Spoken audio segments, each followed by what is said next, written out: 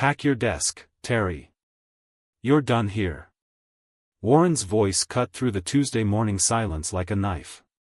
I stared at my boss of 12 years, his face cold as stone. My coffee mug sat half empty, steam still rising. The spreadsheets on my screen showed our quarterly reports, the same reports I'd been perfecting since dawn. My name is Terry Cooper. I'm 42 years old, and I'd just been fired from FCMB Financial Services after 12 years of spotless performance. 12 years of staying late, fixing problems, catching mistakes that could have cost the company millions. 12 years of loyalty to a man who was looking at me like I was garbage.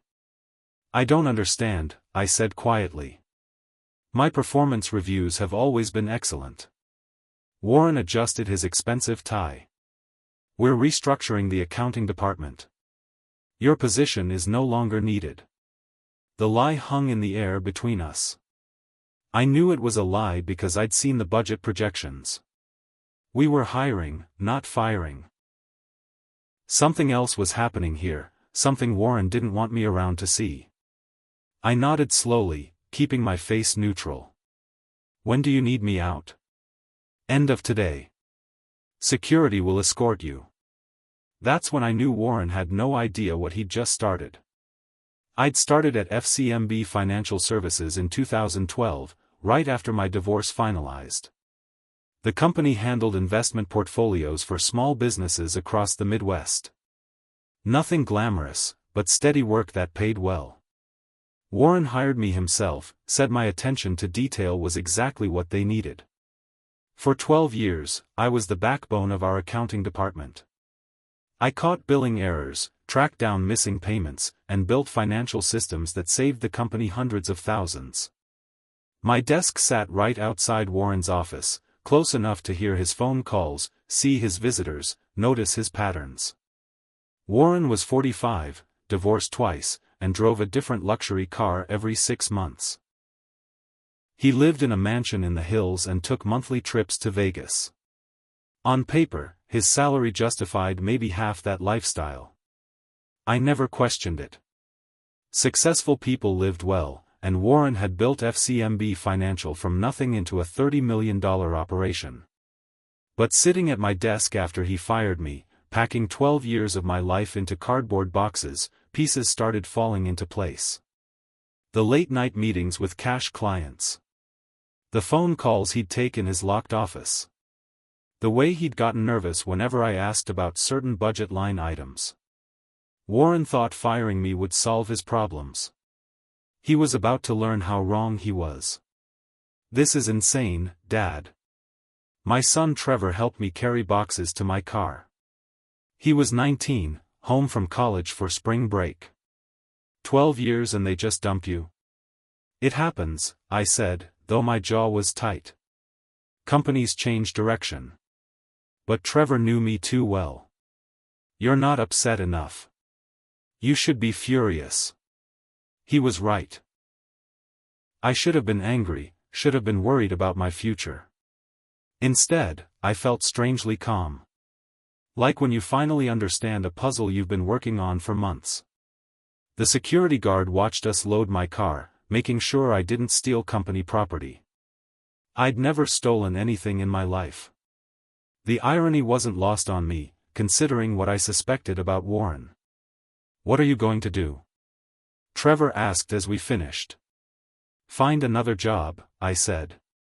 But first, I'm going to make sure FCMB Financial Services gets what it deserves. Trevor raised an eyebrow.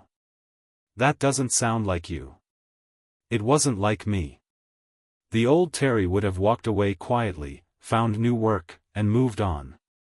But the old Terry hadn't spent 12 years watching Warren live beyond his means while preaching fiscal responsibility to clients. The old Terry hadn't discovered what I discovered 2 weeks ago. The old Terry didn't have copies of everything stored safely at home.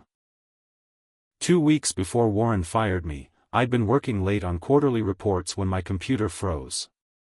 Simple problem, restart and continue. But when the system rebooted, it opened Warren's files instead of mine. A glitch in our network that IT had been meaning to fix. I started to close the files, but one file name caught my eye: Personal Investment Portfolio, W.S. Warren's initials. I knew I shouldn't look, but curiosity won. What I found made my blood run cold. Warren had been skimming money from client accounts for 3 years. Small amounts, spread across dozens of portfolios. 5,000 here, 10,000 there. Amounts small enough to hide in market fluctuations, but large enough to fund his lifestyle. Over 3 years, he'd stolen nearly $2 million. I'd sat at my desk until midnight, copying files to my personal flash drive. Bank records, forged documents, email chains showing Warren directing money to his personal accounts. Everything needed to prove what he'd been doing. I should have gone to the authorities immediately. Instead, I'd spent 2 weeks double-checking, making sure I understood the full scope. Building an airtight case that couldn't be dismissed or explained away. Warren must have realized someone had accessed his files. That's why I was suddenly unemployed. He thought firing me would make the problem disappear. That night, I sat in my apartment reviewing everything I'd copied from Warren's computer. The evidence was overwhelming. Falsified investment reports, diverted payments, forged client signatures. Warren had built an elaborate system to steal from the people who trusted him. Mrs. Patterson, an elderly widow who'd invested her husband's life insurance. Warren had skimmed $40,000 from her account over 2 years. She thought market volatility was eating her savings. The Andrews, a young couple saving for their first house. Warren had taken $15,000 meant for their down payment. They'd delayed buying, thinking they needed to save more. Dozens of clients, all losing money to fund Warren's mansion and luxury cars. None of them knew their trusted financial advisor was a thief. My phone rang. Trevor's number. "Dad, I've been thinking about today. Something's not right." "What do you mean?" "You're too calm. You've got that look you had when Mom was cheating. Like you know something nobody else does." "Smart kid. I'm processing everything. It's been a long day." "Dad." Trevor's voice was serious. "Whatever you're planning, be careful." I smiled despite everything. "Don't worry about me, son. I'm just going to make sure the right people know the truth." After hanging up, I organized the evidence into clear folders. Tomorrow, I'd contact the FBI's Financial Crimes Unit. Warren thought he'd silenced me by firing me. He'd actually set me free. The FBI field office was a gray building downtown that screamed government efficiency. I'd called ahead, explained I had evidence of investment fraud. They'd scheduled me for Thursday morning. Agent Monica Wong was younger than I'd expected, probably mid-30s with sharp eyes and a no-nonsense manner. She listened without interrupting as I explained Warren's scheme, then studied the evidence I'd brought. "This is extensive," she said, flipping through bank records. "How long were you aware of this activity?" 2 weeks. I discovered it accidentally, then spent time documenting everything before coming forward. "Why didn't you report it immediately?" I chose my words carefully. I wanted to make sure I had enough evidence to prove wrongdoing. Warren is clever. I knew he'd try to explain everything away. Agent Wong nodded. "What happened to your employment?" "Warren fired me yesterday. I think he realized someone had accessed his files." She made notes. "We'll need to verify everything, but this looks legitimate. If proven, Mr. Warren is looking at federal charges for wire fraud, money laundering, and fiduciary breach." "How long will the investigation take?" "Months, possibly a year. White-collar cases are complex." She leaned forward. "Mr. Cooper, I have to ask. Do you have any personal grievances against your former employer?" The question I'd been expecting. 12 years of excellent performance reviews speak for themselves.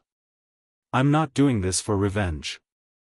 I'm doing it because Warren stole from clients who trusted him. While the FBI began their investigation, I started job hunting. My severance package from FCMB Financial would last 2 months, assuming Warren didn't try to claw it back. The financial industry was small. Word traveled fast about who was available and why. I interviewed at 3 companies the first week. All went well until they called FCMB Financial for references. Suddenly, no one was interested. "I'm sorry, Terry," said the hiring manager at the 3rd company. "Your former employer had some concerns about your reliability. Warren was poisoning the well. Telling potential employers I was unstable, unreliable, possibly dishonest. Standard procedure for someone trying to discredit a whistleblower." The 4th interview was different. Carol Simon at Summit Investment Group had worked with me on client transfers years ago. She knew my reputation. "Warren says you left under difficult circumstances," she said during our meeting. "Care to explain?" I'd prepared for this moment. Warren and I had philosophical differences about client service. I felt some practices weren't in clients' best interests. Carol studied me. "Warren mentioned you'd made serious accusations against the company. I reported concerns to appropriate authorities. The details are confidential pending investigation." That was enough. Carol understood the code. Someone at FCMB Financial was under investigation, and I was the whistleblower. "We could use someone with your experience," she said. "When can you start?" My first week at Summit Investment Group was refreshing. Clean books, ethical practices, management that actually cared about client welfare. Everything FCMB Financial should have been. But Warren wasn't done with me. He'd filed a complaint with the state licensing board, claiming I'd stolen confidential client information and violated professional ethics. Another attempt to discredit me before the FBI investigation gained momentum. The licensing board scheduled a hearing for the following month. I'd have to defend myself against accusations of the very crimes Warren had committed. "This is standard," Agent Wong explained during our weekly check-in. "Subjects often try to muddy the waters by attacking witnesses' credibility. Your employer complaint actually supports our case." "How so?" "Innocent people don't usually try to destroy former employees. Warren's behavior suggests desperation." The FBI investigation was expanding. They'd found evidence of similar schemes at Warren's previous companies. What I discovered at FCMB Financial was just the latest chapter in a career built on fraud.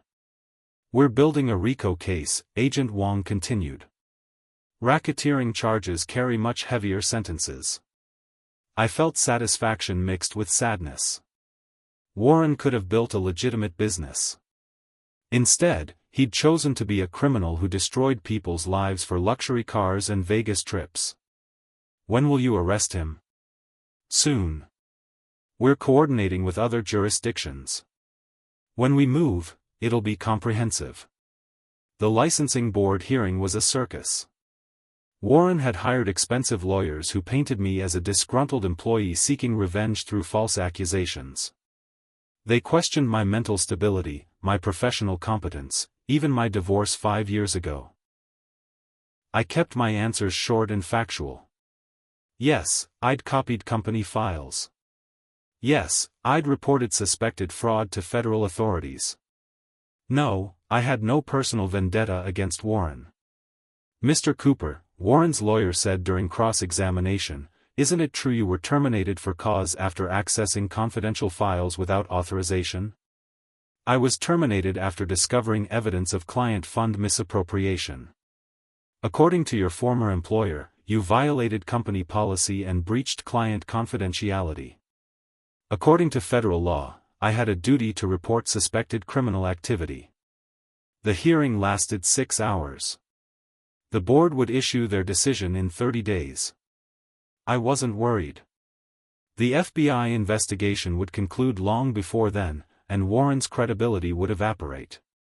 Walking out of the hearing, I saw Warren in the hallway talking quietly with his lawyers. He looked older, stressed. The investigation was taking its toll. He saw me and his face hardened. For a moment, I thought he might approach me. Instead, he turned away. 2 months ago, Warren had been my boss. Now he was just another criminal waiting to be arrested. Agent Wong called on a Friday afternoon in May. We're moving Monday morning. Simultaneous arrests across 3 states. Warren will be taken into custody at his office. What charges?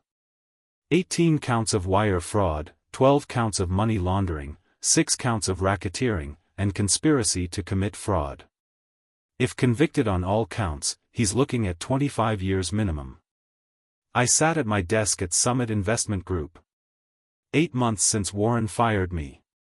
8 months of investigation, legal hearings, and watching a criminal try to destroy my reputation. Will I need to testify? Absolutely. You're our star witness. That weekend, I called Trevor to give him the news. Dad, that's incredible. You actually did it. The FBI did it. I just provided evidence. No way. You could have walked away, found another job, and forgotten about Warren. Instead, you made sure he faced consequences. Trevor was right. The old Terry would have walked away.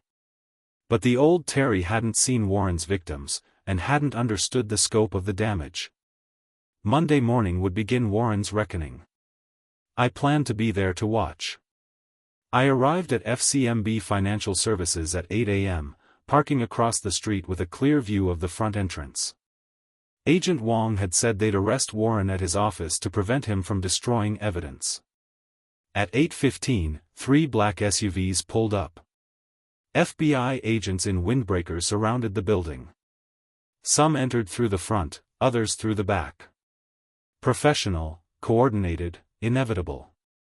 Through the office windows, I could see employees standing at their desks, confused by the sudden activity. Warren's corner office was too high up to see clearly, but I imagined his shock when agents knocked on his door. My phone buzzed with a text from Agent Wong, in custody. Clean arrest, no resistance. I'd thought I'd feel satisfaction, maybe vindication. Instead, I felt empty. Warren had chosen this path. Every decision along the way had been his, from the first diverted payment to firing me to protect his scheme. 20 minutes later, Warren emerged in handcuffs. He looked smaller than I remembered, older. The man who'd fired me with such arrogance was now just another criminal being led to a federal courthouse. He never looked across the street. Never saw me watching his downfall. I started my car and drove to work. Warren was no longer my problem. The local news picked up the story by noon: financial advisor arrested in multi-million-dollar fraud scheme. Warren's mugshot appeared on television, looking shocked and disheveled. The story mentioned an unnamed former employee who'd provided evidence to federal investigators. That was fine with me. I didn't need credit. I just needed Warren to face justice. My phone rang constantly. Reporters wanting interviews, former colleagues asking questions, clients wondering if their money was safe. I referred everyone to the FBI. Carol Simon called me into her office Friday afternoon. "Terry, I want you to know how proud we are of what you did. Taking on someone like Warren took incredible courage. I just reported what I found. You did more than that. You stayed focused during months of attacks on your character. Lesser men would have given up." She slid an envelope across her desk. "The board approved a bonus for your exemplary conduct. We need more people like you in this industry." The bonus was substantial, more than I'd made in 3 months at FCMB Financial. But it wasn't about money. It was about working for people who valued integrity. That evening, I called the clients I'd identified as Warren's victims. They deserved to know their money would be recovered, that the man who'd stolen from them was facing justice. Mrs. Patterson cried when I explained what had happened. I thought I was losing my mind, she said. The statements never made sense. Warren's arraignment was a media circus. He'd hired the most expensive defense attorney in the state, a man famous for representing wealthy criminals. The lawyer entered a plea of not guilty to all charges and requested bail. The prosecutor opposed bail, arguing Warren was a flight risk with access to hidden assets overseas. The judge agreed, setting bail at $5 million.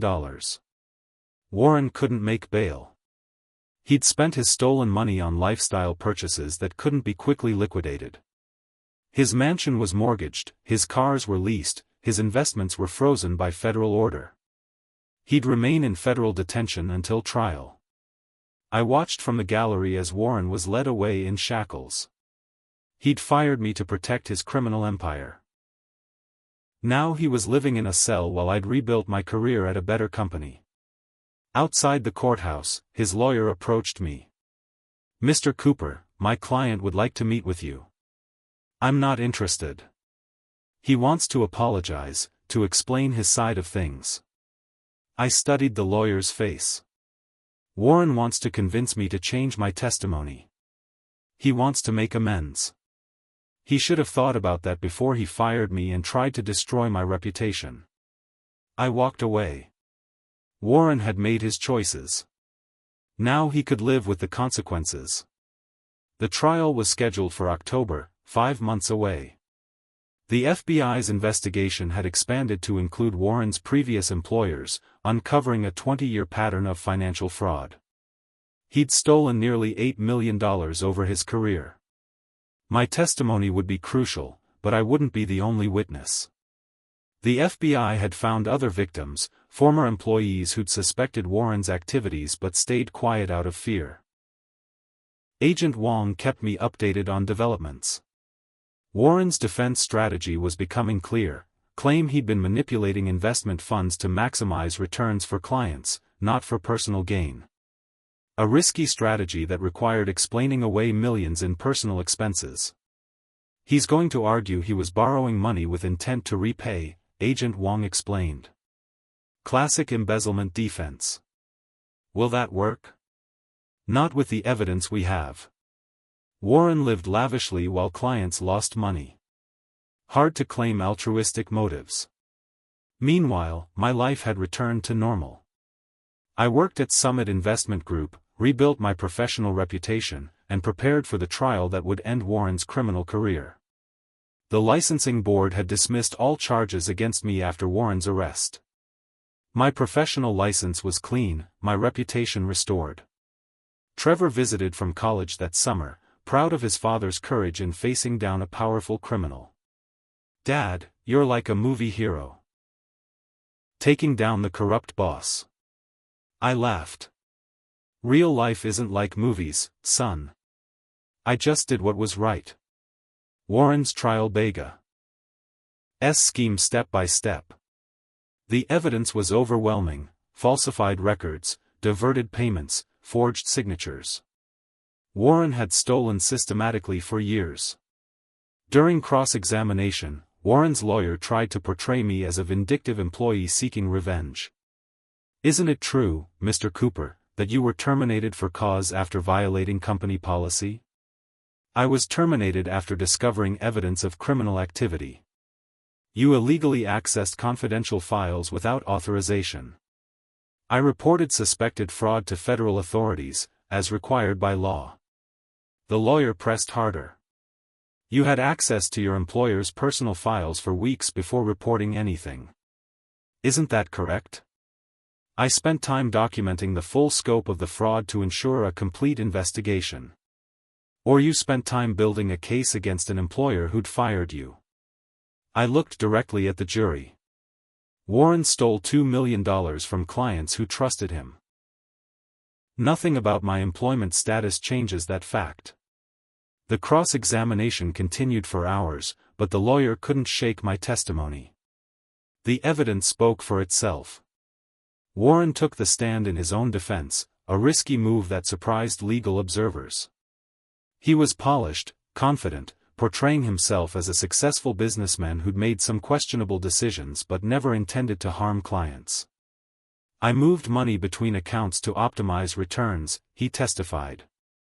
"Every client ultimately benefited from my management strategies." The prosecutor's cross-examination was devastating. "Mr. Warren, how did Mrs. Patterson benefit when you diverted $40,000 from her retirement account to purchase a luxury car?" Warren hesitated. "Market conditions required temporary reallocation of assets. For 3 years. Investment strategies can be long-term." "Where is Mrs. Patterson's $40,000 now?" Silence. "It was spent on personal expenses, wasn't it?" Warren's composure cracked. "I intended to replace those funds once market conditions improved." "With what money? Your salary couldn't cover your lifestyle expenses, could it?" The prosecution methodically destroyed Warren's defense. His claims of client benefit were impossible to reconcile with his luxury lifestyle funded by stolen money.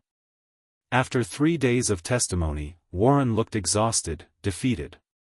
The confident executive who'd fired me was gone, replaced by a desperate criminal facing decades in prison. The jury deliberated for 6 hours before returning guilty verdicts on all counts.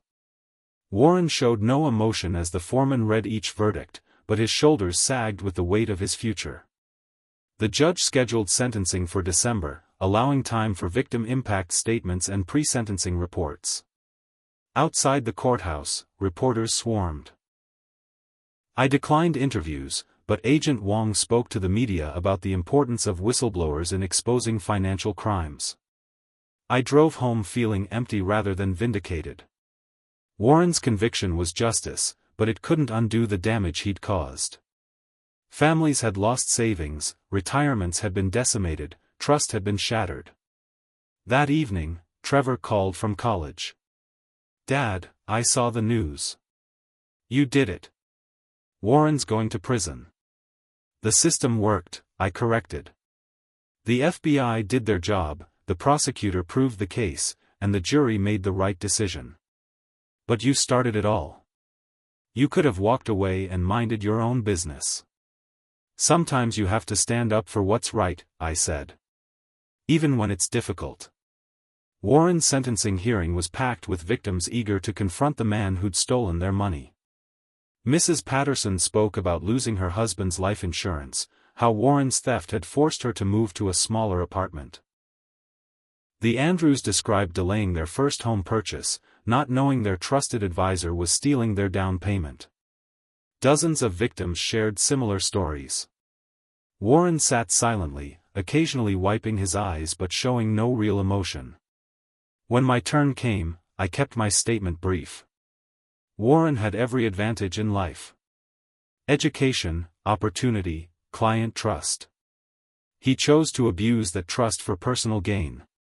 His actions damaged not just individual victims, but public confidence in our entire industry. The judge sentenced Warren to 22 years in federal prison with no possibility of parole. Additionally, he ordered full restitution to victims and forfeiture of all assets purchased with stolen funds.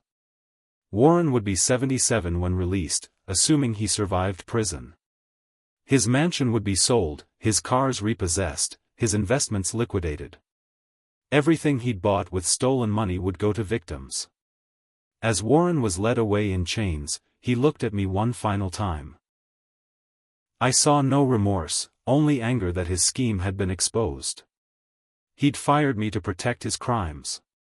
Instead, he'd created the very enemy who destroyed him. The aftermath of Warren's conviction brought unexpected opportunities. Summit Investment Group promoted me to senior partner, recognizing my role in exposing financial fraud. Other firms offered lucrative positions, wanting someone with my integrity and investigative skills. I stayed at Summit. They'd supported me through the investigation and trial when other companies wouldn't hire me. Loyalty should flow both ways. The licensing board issued a formal apology for investigating me based on Warren's false accusations. My professional reputation was not just restored but enhanced by my role in exposing one of the largest investment frauds in state history. Trevor graduated college that spring and decided to study law, inspired by my case against Warren. "I want to prosecute white-collar criminals," he told me. "People like Warren who think they're too smart to get caught." Looking at the recovered money in victims' accounts, reading thank you letters from families I'd helped, I knew I'd made the only choice I could live with. The real payback began 1 year after Warren's sentencing.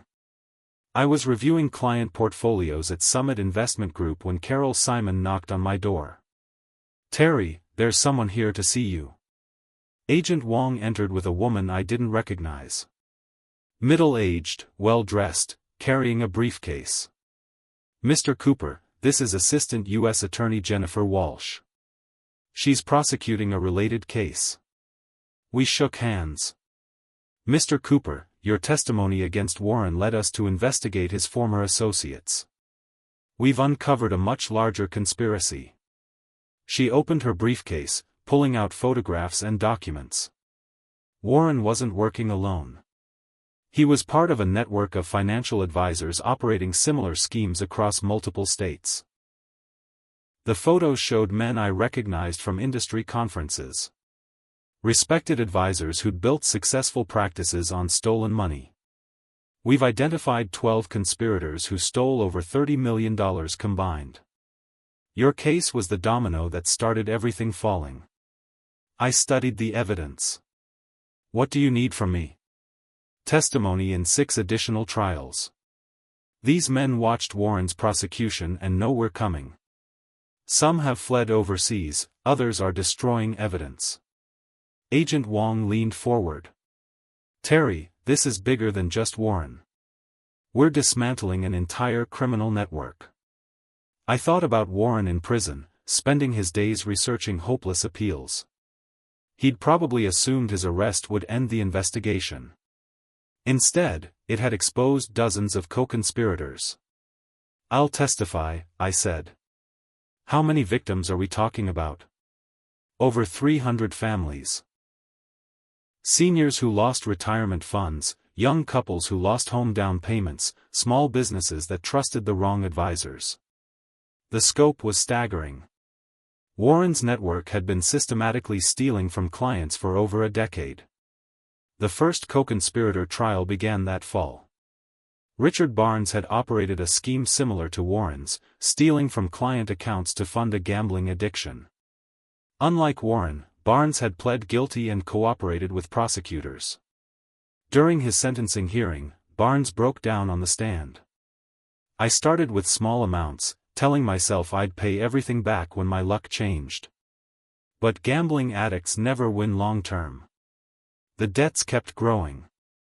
He looked directly at his victims in the gallery. "I stole your money to chase losses that could never be recovered. I destroyed families to feed an addiction I was too proud to admit." The judge sentenced Barnes to 15 years. His cooperation against other network members had reduced his sentence, but he'd still spend his 50s in federal prison. Walking out of the courthouse, I realized Warren's firing me had been the best thing that ever happened to these victims. Without my discovery of his scheme, hundreds of families would still be losing money to this criminal network. Agent Wong joined me on the courthouse steps. 6 trials down, 6 to go. The network is collapsing faster than we expected. What about the ones who fled overseas? Extradition proceedings are underway. These men stole money from American citizens. They'll face justice eventually. I looked back at the courthouse where Barnes had just been sentenced. "Any word from Warren?" "He's requested another meeting with you. Still claims he wants to apologize." I shook my head. Warren had his chance to do the right thing. He chose crime instead. The final trial in the network conspiracy ended the following spring. All 12 co-conspirators had been convicted, with sentences ranging from 10 to 25 years. Total restitution ordered exceeded $40 million. I'd testified in 8 trials, helping prosecutors explain how the schemes operated and identifying evidence of criminal intent.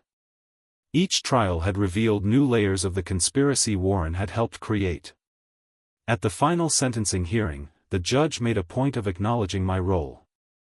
Mr. Cooper's courage in reporting suspected fraud prevented hundreds of additional victims and exposed a criminal enterprise that had operated undetected for years. His actions demonstrate the vital importance of ethical professionals willing to speak truth to power. The courtroom erupted in applause from victims and their families. I'd never sought recognition, but their gratitude was overwhelming. Outside the courthouse, a reporter asked about my motivation for pursuing the case. Warren fired me for discovering his crimes. He thought that would silence me. Instead, it freed me to expose not just his fraud, but an entire network of criminals stealing from innocent people. That evening, Carol Simon hosted a celebration dinner at Summit Investment Group. The entire staff attended, along with several prosecutors and FBI agents who'd worked the cases. Agent Wong raised a toast, to Terry Cooper, who proved one person with courage can change everything. I looked around the room at people who'd become friends and allies in the fight against financial fraud. Warren had fired me thinking I was just another disposable employee. Instead, he'd created his own worst nightmare. Trevor had graduated law school and joined the U.S. Attorney's Office, prosecuting financial crimes. My case against Warren had inspired his career choice. "Dad, you showed me that individuals can make a difference," he'd said at his graduation. "One person with courage can bring down entire criminal enterprises." Summit Investment Group had grown into one of the state's most respected firms, partly due to our reputation for ethical practices. We'd attracted clients who valued integrity over promises of unrealistic returns. My phone rang as I reached home. Agent Wong's number. "Terry, I wanted you to hear this from me first. Warren died in prison this morning. Natural causes, heart attack." I felt no joy at the news, just a sense that a sad chapter had finally closed. "His family is planning a quiet funeral. Thought you should know in case reporters call. Thanks for letting me know." That evening, I sat on my porch thinking about Warren's wasted life. He'd had everything: education, opportunity, client trust. He'd thrown it all away for money and luxury that ultimately meant nothing. His death wouldn't bring back victims' money or undo their suffering. But it marked the end of a man who'd chosen crime over integrity. Sometimes the best revenge is simply doing what's right and letting justice take its course. Warren Paul learned that lesson too late.